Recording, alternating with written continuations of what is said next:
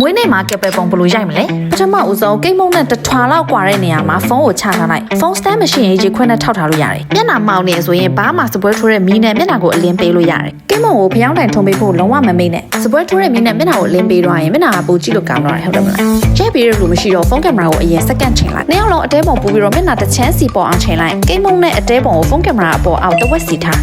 နှစ်ယောက်လုံးမိတ်စိတ်တစ်ဖက်စီထားကောင်လေးကမြင့်နေဆိုရင်ကြည့်လို့မကောင်းဘူးသူ့ရဲ့လက်ကိုစပွဲပေါ်မတင်ခိုင်းတော့နဲ့ကိုယ့်ရဲ့ကောင်းတဲ့တပြေးညီဖြစ်အောင်ဟန်ဆောင်ပြီးတော့မိတ်စိတ်ထောက်ခိုင်းမှရမယ် post ကိုဘယ်လိုပြရမှာလဲနေရအရင်ယူပြီးတော့မှ3 2 1စနေ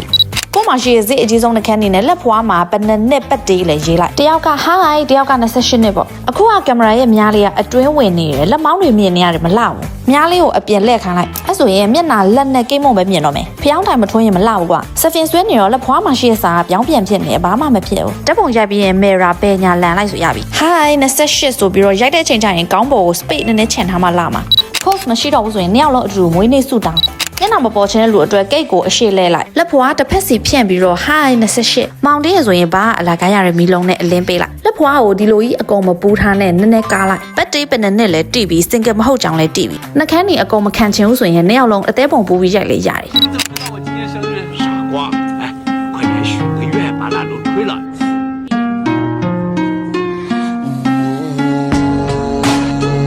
တိပြီလားကောင်းရွေ